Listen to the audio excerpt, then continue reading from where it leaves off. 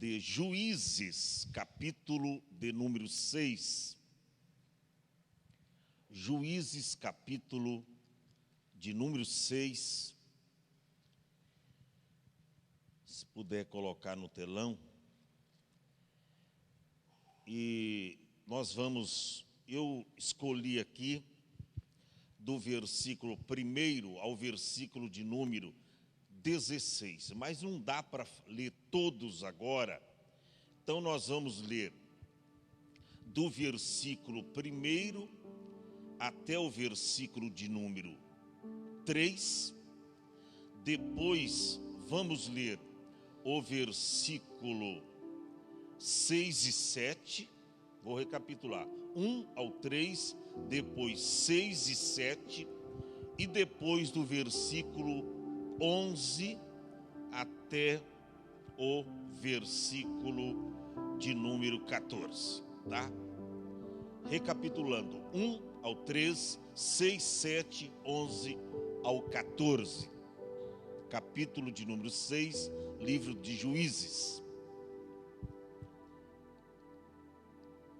Acompanhe na sua Bíblia a palavra de Deus, que nos diz assim: porém os filhos de Israel fizeram o que parecia mal aos olhos do Senhor, e o Senhor os deu na mão dos midianitas por 7 anos. E prevalecendo a mão dos midianitas sobre Israel, fizeram os filhos de Israel para si, por causa dos midianitas, as covas que estão nos montes, e as cavernas e as fortificações. Porque sucedia que, semeando Israel, subiam os midianitas e os amalequitas, e também os do Oriente contra eles subiam. Versículo de número 6. Assim Israel empobreceu muito na presença dos midianitas. Então os filhos de Israel clamaram ao Senhor. E sucedeu que, clamando os filhos de Israel ao Senhor, por causa dos midianitas. Verso 8 ainda. Enviou o Senhor um profeta aos filhos de Israel e disse-lhe: assim diz o Senhor, Deus de Israel: do Egito eu vos fiz subir e vos tirei da casa da servidão. Verso 11. Então o anjo do Senhor veio e assentou-se debaixo do carvalho que está em Ofra, que pertencia a Joás Abiezerita, e Gideão, seu filho, estava malhando trigo no lagar para o salvar dos midianitas. Então o anjo do Senhor lhe apareceu e disse: o Senhor é contigo, varão valoroso. Mas Gideão lhe respondeu: Senhor meu, se o Senhor é conosco, por que tudo isso nos sobreveio? E que é feito de todas as suas maravilhas que os nossos pais nos contaram, dizendo: não nos fez o Senhor subir do Egito, porém agora o Senhor nos desamparou e nos deu na mão dos midianitas. Verso de número 14. Então o Senhor olhou para ele e disse: vai nesta tua força e livrarás a Israel da mão dos midianitas. Porventura não te enviei eu? Diga amém. E toma o seu assento em nome do Senhor Jesus. Nós temos um tema para esta mensagem que está exposto aí no telão. O pecado é uma ruptura da nossa relação com Deus. Repito, o pecado é uma ruptura da nossa relação com Deus. Se você quer estar bem relacionado, bem íntimo de Deus, você precisa fechar o seu coração para o pecado. Você precisa viver uma vida santa, tá? Uma vida piamente, uma vida retamente, uma vida santamente, uma vida sobriamente, porque Deus não tem nenhuma associação com o pecado. Daí o nosso tema: o pecado é uma ruptura da nossa relação com Deus, da nossa relação com Cristo. Por isso que a Bíblia diz que todo aquele que é nascido de Deus não comete pecado. Numa outra tradução mais clássica diz: todo aquele que é nascido de Deus não vive pecando. Não é que nós não somos pecadores, nós somos, falhamos em muitas coisas, mas tem uma diferença daqueles que estão lá fora, que vivem pecando, que vivem no pecado, de nós.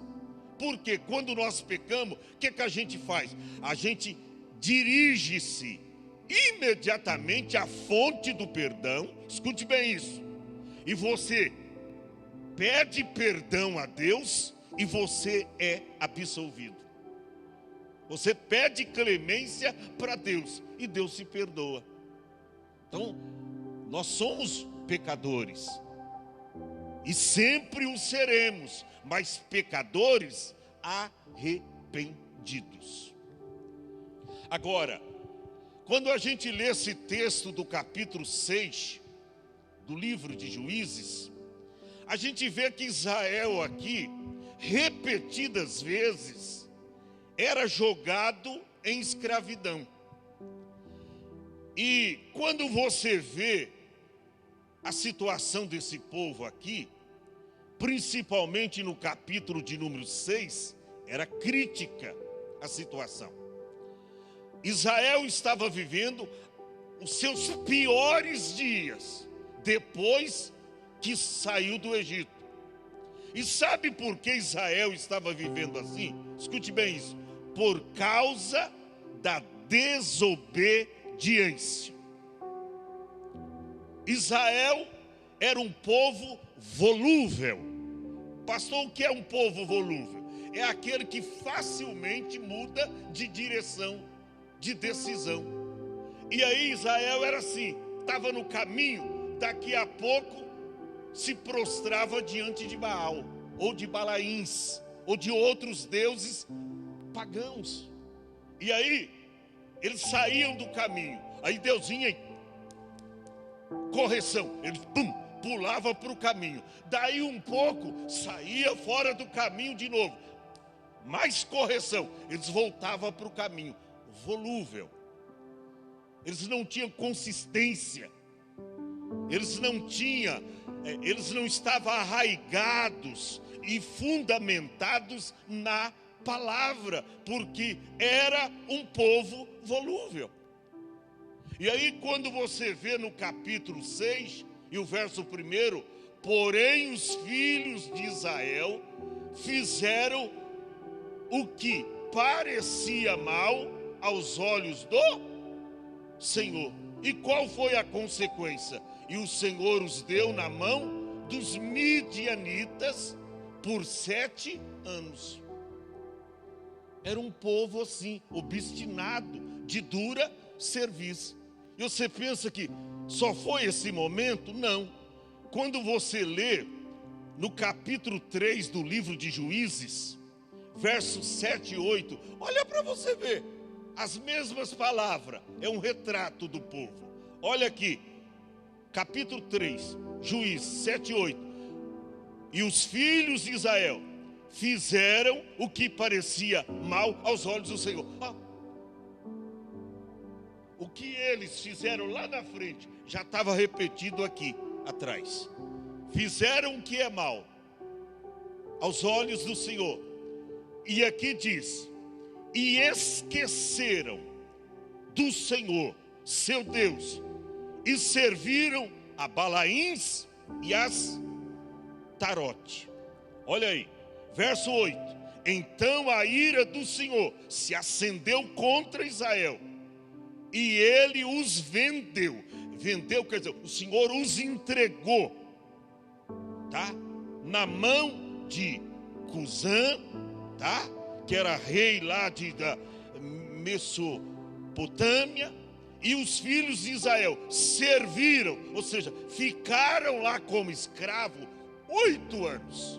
Olha que servidão. Aqui, em Juízes 6, 7 anos. Aqui, está falando 8 anos. Você pensa que parou aí? Vira a página. Versículo 12 do capítulo 3. Diz assim: porém os filhos de Israel tornaram. Olha, gente. Olha. Tornaram, 3:12, tornaram os filhos de Israel a fazerem o que parecia mal aos olhos do Senhor. Aí o que Deus fez? Então o Senhor esforçou a Eclon, rei dos Moabitas, contra Israel, porquanto fizeram o que parecia mal aos olhos do Senhor. Pastor, acabou? Não, capítulo 4, versos 1 e 2. Porém os filhos de Israel tornaram. Irmão, não dá para entender o povo de Deus. Pior que a nossa geração é semelhante. Olha o que está escrito no capítulo 4, versos 1 e 2. Porém os filhos de Israel tornaram a fazer o que parecia mal aos olhos do Senhor, depois de falecer Eude. Está vendo? Aí, e vendeu-os o Senhor em mão de Jabim, rei de Canaã, que reinava em Azor, e Cícera, que era o capitão do seu exército. Olha, irmão, mais anos de servidão, de escravidão e de sofrimento. Resultado do quê? Pecado. Aí quando você lê aqui no capítulo 6, porém os filhos de Israel fizeram o que parecia mal aos olhos do Senhor. E aí o Senhor entrega a eles 7 anos. Gente, a nação de Israel foi sistematicamente saqueada por 7 anos pelos midianitas. Escute bem isso. A qualidade de vida dos israelitas caiu lá embaixo. Eles não tinham nem comida para comer. Eles não tinham dinheiro para sua manutenção. Eles fizeram cavernas, covas no deserto para esconder algum pouco de comida dos midianitas, que vinha e devorava as lavouras e acabava com as plantações, com tudo. Resultado do pecado. A Bíblia diz que Deus os entregou nas mãos dos midianitas. Sabe que tem muita coisa ruim que acontece hoje na sua vida, que às vezes você fica procurando um bode expiatório, ou dando culpabilidade a A, B ou C, e de repente a culpa é tua. O negócio não flui, as coisas não andam, você não prospera, você não sai do lugar, e de repente você começa a culpabilizar A, B ou C, sendo que você é o maior responsável do seu fracasso e de suas derrotas. Pecado. Isso aqui é muito sério. O pecado é uma ruptura da nossa relação com Deus. E quando você busca lá no dicionário, pecado é violação de um preceito religioso. Isso é pecado. É violação de um preceito religioso. Ou seja, pecado é desobediência de qualquer norma ou preceito. É você quebrar uma lei. É por isso que está escrito lá em Gálatas capítulo 6, versículo de número 7. Está escrito Paulo aconselhando: não erreis. Não erreis. Por quê? Deus não se deixa escarnecer, porque tudo que o homem semear, isto também se fará. Israel estava colhendo os seus frutos, frutos da sua fraqueza de fé, porque era um povo obstinado e um povo inclinado para fazer o mal. Porém, os filhos de Israel fizeram o que parecia mal. E o pecado, irmão, o pecado tem um salário. Interessante, né? O pecado paga salário. Qual o salário do pecado? O salário paga um bom salário. O pecado paga um bom salário. O salário do pecado é a morte. Então é muito sério. Por quê? Porque o cristão, nós temos 3 grandes inimigos. Que isso, pastor? É verdade. Os 3 grandes inimigos do crente. Primeiro, a carne. Primeiro inimigo do crente, a carne. Segundo, o diabo. E terceiro, o mundo. Que isso, pastor? É verdade. Escute bem, nós temos 2 elementos do lado de fora. Quem são eles? O diabo e o mundo. Então preste atenção. Temos 2 inimigos do lado de fora, o diabo e o mundo. Mas nós temos um inimigo do lado de dentro, e esse é o pior.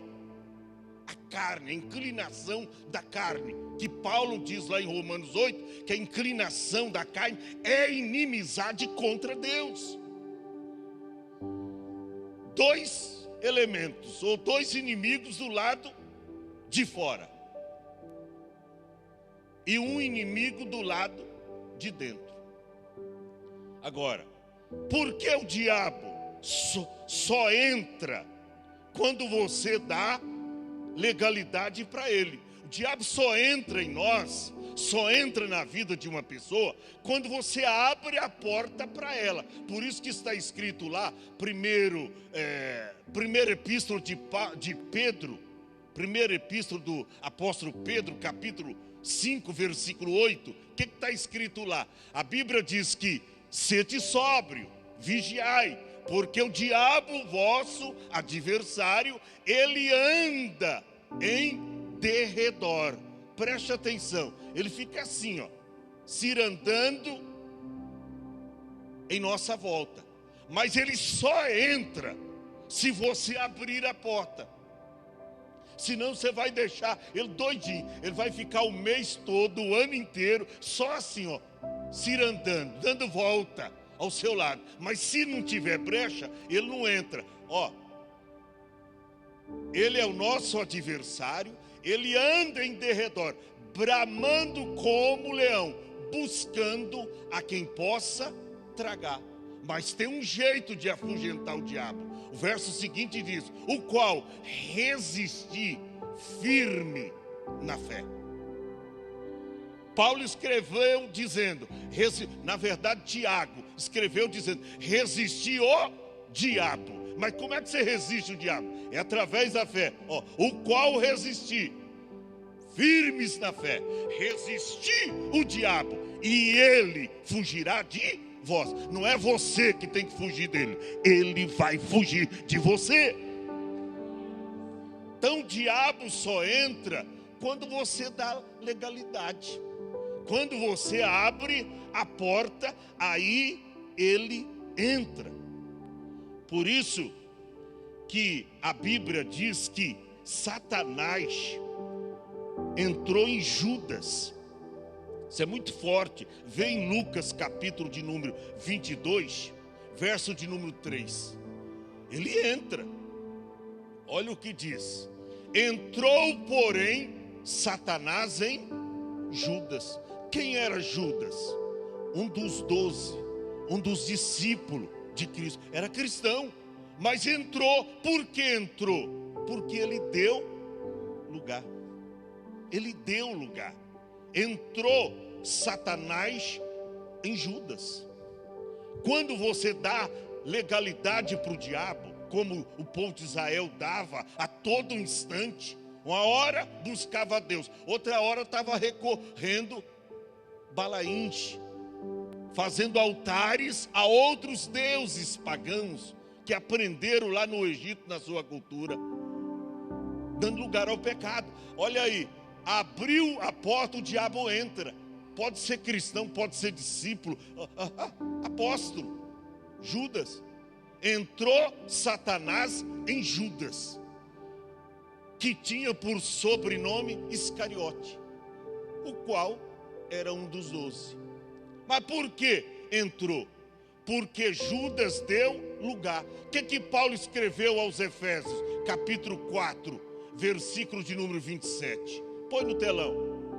Ó, o que está escrito? Não deis lugar ao diabo. Por quê? Porque se você dá lugar, ele entra. Não deis. Por que ele entrou em Judas? Porque Judas deu lugar.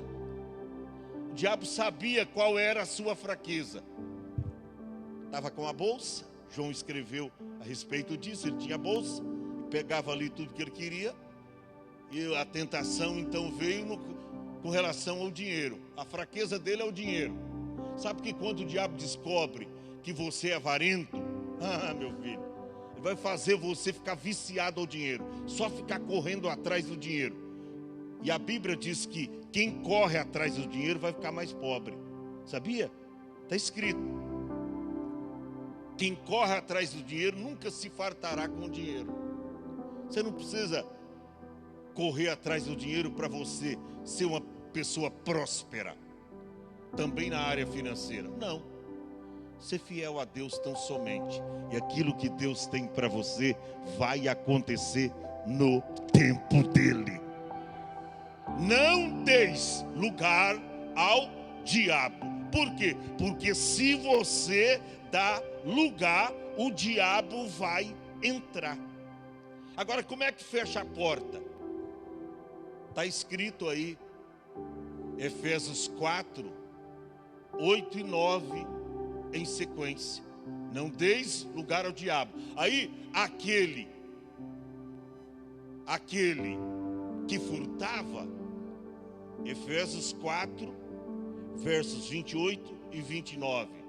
Ó, aquele que furtava, aí não furta mais. Então fecha a porta para ele. Não deis lugar para o diabo. Aí segue o conselho de Paulo. Aquele que furtava, já não furta mais. Antes vai trabalhar agora e viver do suor do seu rosto, com os trabalhos de suas mãos, fazendo com as mãos o que é bom, e que tenha também que repartir, tenha liberalidade para repartir com aquele que tiver necessidade. O verso 29, ó, não saia da vossa boca. É por isso que você tem que tomar cuidado. Você abre o seu bocão para falar coisa que você não sabe, para murmurar, falar mal do seu irmão, das pessoas. E aí, é uma brecha para o diabo. Como que o diabo gosta, irmão? Essas fofoquinhas através do WhatsApp, né? Das mídias sociais. E como é que foi o culto? Aí não gostei não. Ó, a mensagem foi muito dura. A palavra foi, sabe? Parece que o pastor tinha um endereço certo. Tem mesmo, é o teu coração, rapaz. O endereço é esse. Ah, pastor, parece que é uma palavra premeditada. Sabe que, não, nada disso. Você não crê na ação do Espírito Santo. E a Bíblia diz, quem tem ouvidos, ouça o que o pastor diz às igrejas. Não, o que o Espírito diz às igrejas. Então, aquele que furtava não vai furtar mais. Aquele que falava muito, palavras torpes, agora vai falar só aquilo que é bom, diz o verso 29, para edificação do seu irmão, das pessoas. E elas vão dar graças àquelas que te ouvem. Então preste atenção, não dê nenhuma legalidade. Então, esse é o nosso segundo inimigo, Satanás. Passou e o terceiro, depois eu volto a falar do primeiro. O terceiro é o mundo. O que diz 1 João, capítulo 2, versículo 14 ao 17. Aí é o terceiro inimigo nosso. Eu vos escrevi, pais, porque já conhecestes aquele que é desde o princípio. Eu vos escrevi, jovens, porque sois fortes, e a palavra de Deus está em vós, e já vencestes o maligno. Então o segundo inimigo é o maligno. E aí o terceiro, está aí, não ameis o mundo. Não ameis o mundo, nem o que no mundo há. Se alguém ama o mundo, o amor do Pai não está nele. Verso seguinte, diz assim, o mundo passa, porque tudo que há no mundo, verso 16, a concupiscência da carne, a concupiscência dos olhos e a soberba da vida, não vem do Pai, mas do mundo. E aí, o evangelista João fecha as cortinas dizendo, o mundo passa, e a sua concupiscência também. Mas tem uma coisa, mas aquele, aleluia, mas aquele que faz a vontade de Deus, permanece para sempre. Gente, isso aqui é extraordinário. Então, primeiro inimigo é a carne. Segundo, o diabo, Satanás. E o terceiro, o mundo. Por que eu disse que o primeiro inimigo é a carne? Quando você abre a Bíblia em Tiago, capítulo 14, ou capítulo 1, verso 14 ao 16. Olha, põe no telão. Tiago, capítulo 1, verso 14 ao 16.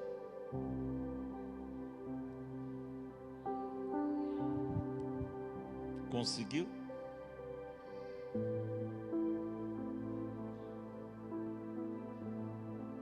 Tiago, só tem um.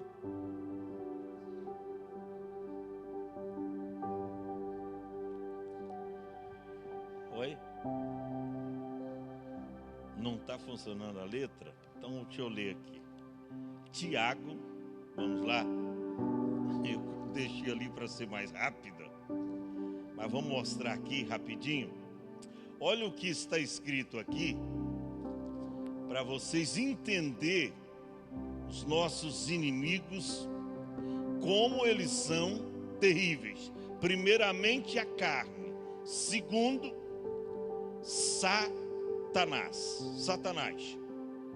e depois o mundo. Olha aí, Tiago, capítulo de número 1, versos 14 ao 16, diz assim: mas cada um é tentado quando atraído e engodado pela sua própria concupiscência. Ou seja, aqui fala da carne, que nós somos tentados quando atraído e engodado.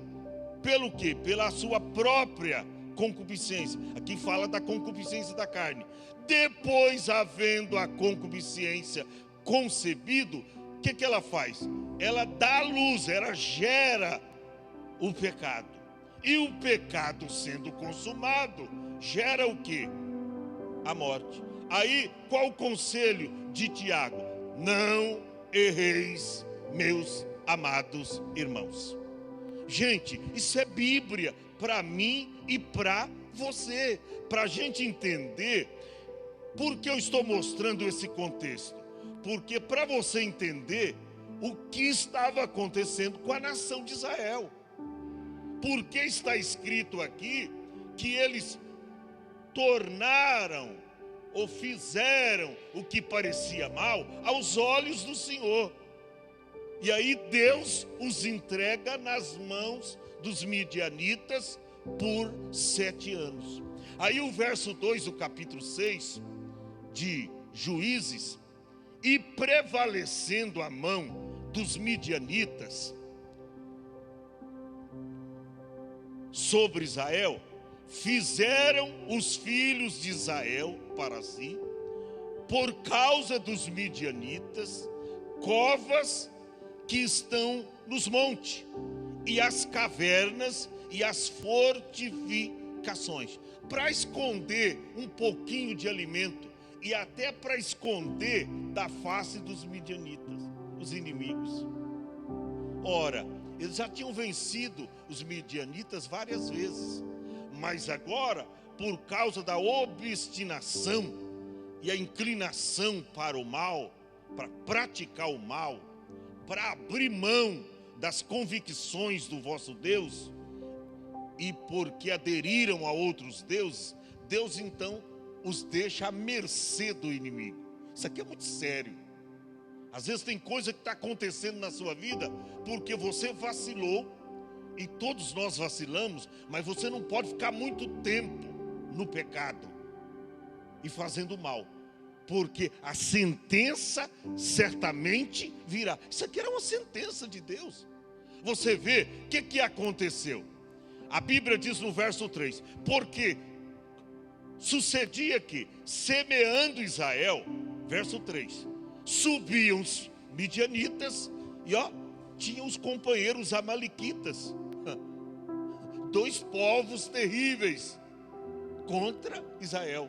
Os amalequitas é aqueles lá de Êxodo, do capítulo 17, quando lá em Refidim eles subiram contra Moisés, contra Israel, já lá saindo lá do Egito. Preste atenção, e aqui eles se unem com os midianitas. Então, midianitas e os amalequitas, e também os do Oriente, contra eles, contra Israel, eles subiram.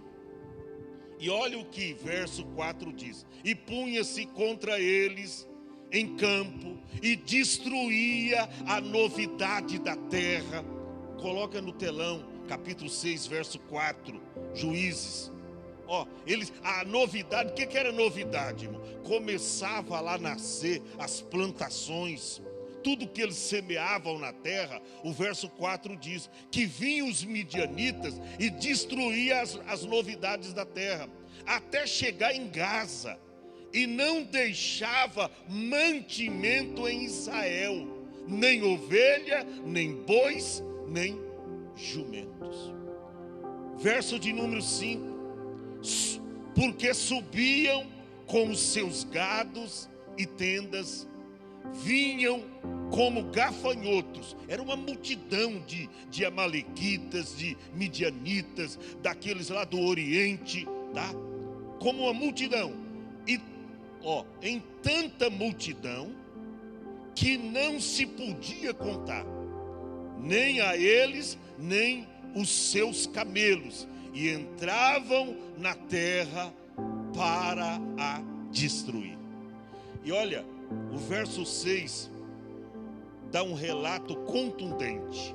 Assim Israel empobreceu muito pela presença dos midianitas. Gente, qualquer associação nossa com o pecado, o resultado é este: nada que você intenta fazer dá certo, porque o pecado, ele gera uma ruptura da nossa intimidade, da nossa relação com Deus, e aí tudo que você faz dá errado. Você pode se esforçar, você pode batalhar, mas sem a ajuda de Deus, preste atenção, nada dará certo. Nada. Mas quando você se volta para Deus, quando você conserta a sua vida com Deus, a coisa começa a mudar. Olha o verso 7. Diz assim: e sucedeu que, clamando os filhos de Israel ao Senhor, por causa dos midianitas. Olha aí, o segredo nosso, aleluia, o teu segredo está em clamar ao Senhor. Nós podemos falhar, nós podemos errar, nós podemos tropeçar, porque somos seres humanos. Mas você não pode viver muito tempo sem a presença de Deus. Você não pode viver pecando, você não pode viver na desobediência, porque está escrito, Paulo escreveu dizendo que para os filhos da desobediência vem a ira de Deus. E na ira de Deus, Deus se entrega na mão do inimigo. Davi, por causa do seu pecado, a Bíblia diz que Deus o entregou na mão do inimigo, com a mercê. E ó, ele chegou a dizer que não caia eu na mão do meu inimigo, mas eu quero cair na mão de Deus. Mas mesmo assim Deus não o safou do sofrimento, por causa do pecado. Mas ele não queria, quando o profeta veio a ele para ele escolher, não, que caia eu na mão de Deus, porque na mão de Deus tem misericórdia, mas o seu inimigo não tem misericórdia.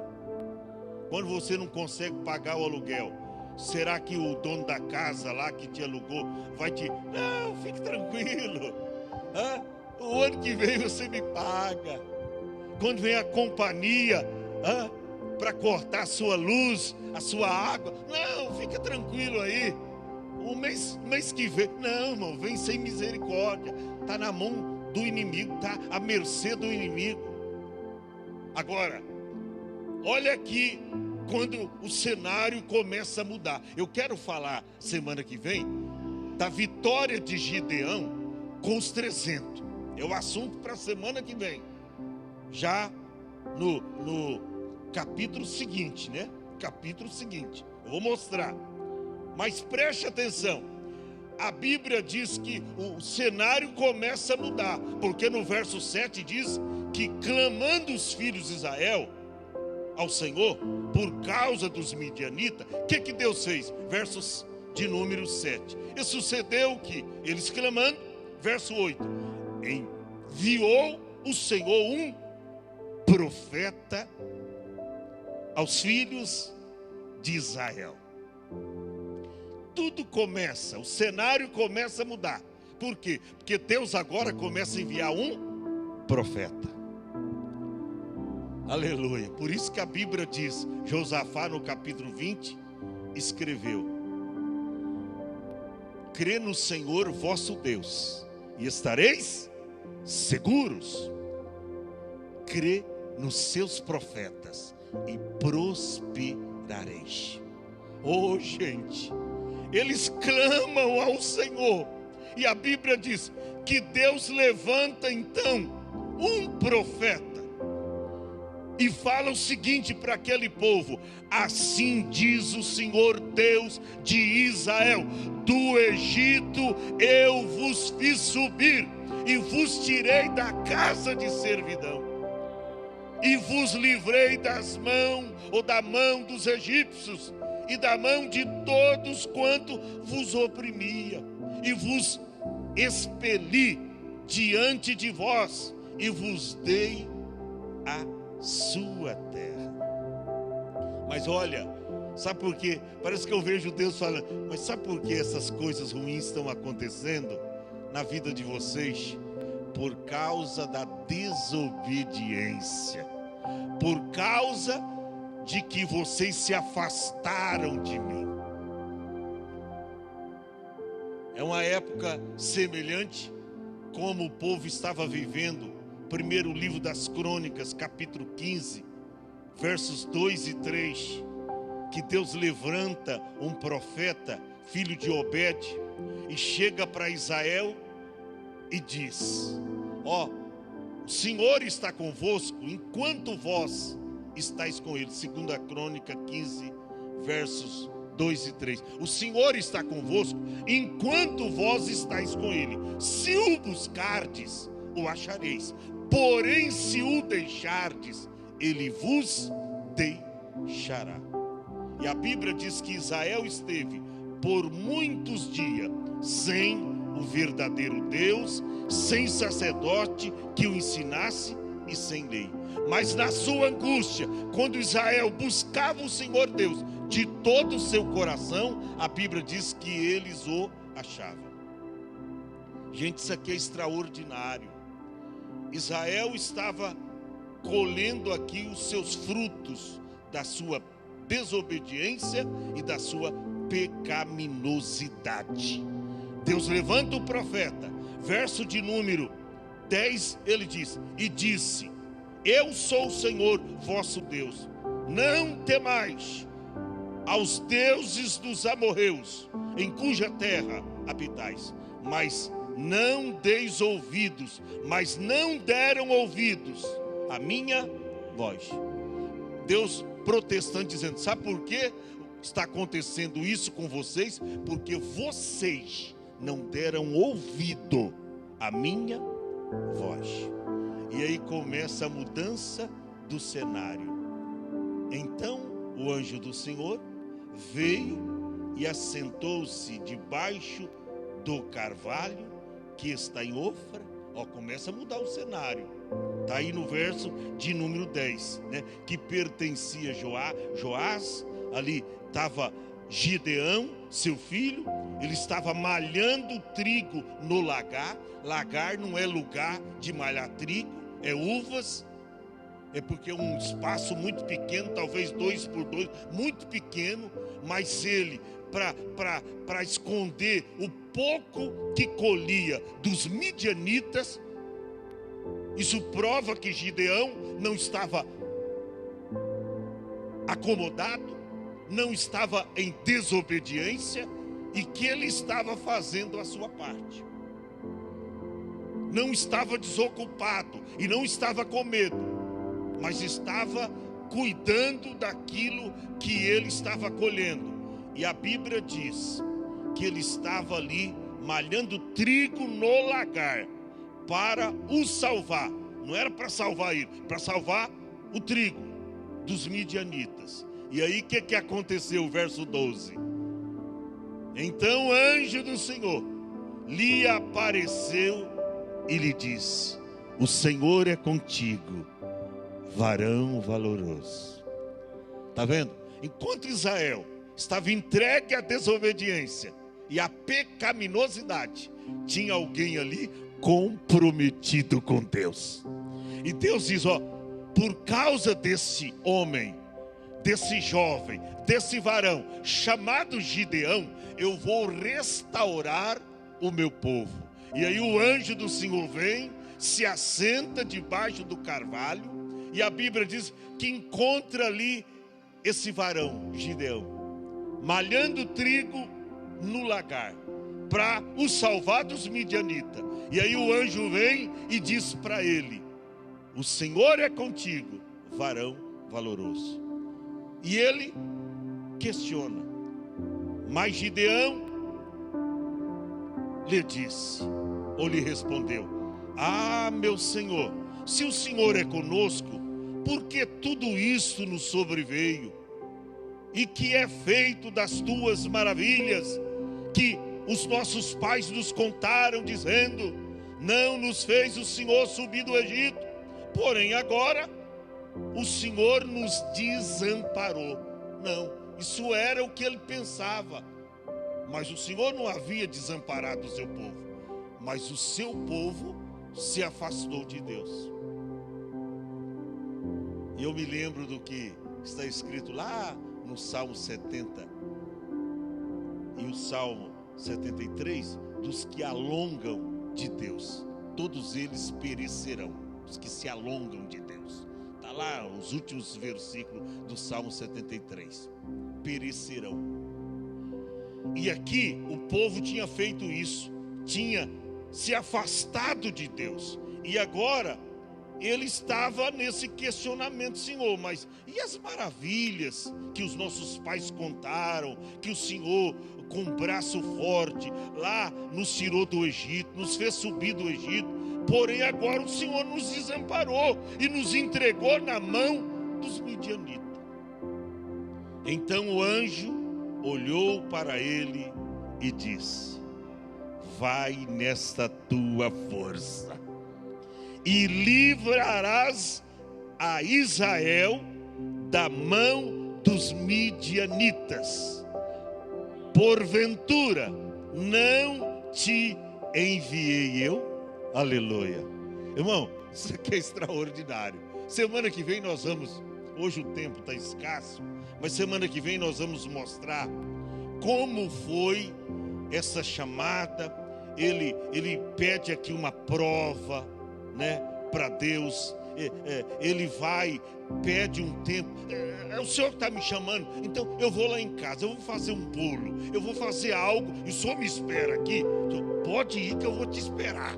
Aleluia. Isso aqui é o compromisso que Deus revela com aqueles que estão comprometidos, compromissados com Ele. Ele vai lá, prepara o bolo, traz um sacrifício e o anjo o espera.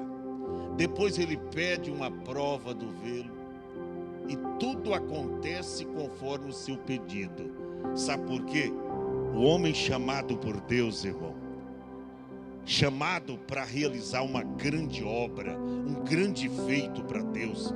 E você vê que Gideão, com 300 homens apenas, vence todos os midianitas. Sabe por quê? Quando você está na direção de Deus, quando você não deixa que o pecado forma uma ruptura entre você e Deus, quando você não deixa o pecado bloquear o seu relacionamento, a sua intimidade com Deus, oh irmão, as coisas fluem na sua vida maravilhosamente. E eu fecho as cortinas desta palavra e ela fica aqui, nós vamos falar ainda de Gideão com seus 300 vencendo os midianitas, mas eu fecho as cortinas desta palavra de hoje dizendo para você, e é a forma de um conselho: quer ser um crente vencedor? Não deixe que o pecado tome ocasião, tome espaço na sua vida.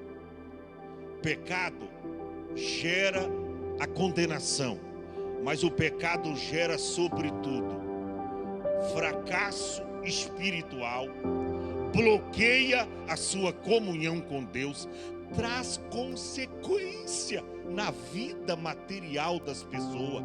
Tudo que você faz ou que você intenta fazer não dá certo. Você não prospera, você não progride, sabe? Você vai acumulando insucessos e insucessos na sua vida. O vento sempre sopra ao contrário. Você não lembra de Jonas, o fujão, o desobediente? Tinha uma chamada, como você e eu, nós temos uma chamada, mas ele sai na direção errada, na contramão de Deus, e aí o vento sopra ao contrário a vida dele, e o negócio vira de cabeça para baixo. Quando você toma a sua própria direção, quando você deixa de buscar ao Senhor, você vê que a solução para os filhos de Israel, que era um povo volúvel, foi sempre quando eles buscavam ao Senhor, eles clamavam ao Senhor, aí o cenário mudava. Mesmo Deus sabendo que se tratava de um povo volúvel, mas quando eles clamavam ao Senhor, Deus mudava a situação. Olha para cá, quando você clama a Deus de todo o seu coração, Deus muda a situação. Deus muda. Coisas boas começam a nos atrair. Vem coisas boas, você começa a atrair coisas boas, as coisas começam a fluir, as coisas começam a andar. tá? As águas paradas começam agora a obter correntes. As coisas começam, águas mortas começam agora a dar vida para as pessoas. Por quê? Porque você está agora fazendo as coisas na direção de Deus. Fique em pé. Não dê legalidade para o pecado. Essa palavra aqui falou muito forte comigo. O pecado é uma ruptura da nossa relação com Deus. Talvez a razão do seu fracasso, a razão das suas sucessivas derrotas é o pecado. Pastor, mas é uma coisinha pequena. Olha para cá. Para Deus não tem pecadinho, pecado médio e pecado grande. Pastor, mas é uma coisinha de nada. Não, para Deus não tem pecado pequeno, pecado médio e pecado grande. Para Deus tudo é pecado. A nossa geração hoje, o problema é não, mas antigamente, sabe, os pastores tinham uma visão errônea das coisas. O pastor é meio quadrado, mas hoje pode. Olha para cá. Para Deus, o que era pecado há 50 anos atrás, hoje continua sendo pecado. O que era desobediência, transgressão, há 50 anos atrás, para nós hoje pode não ser, mas para Deus continua pecado.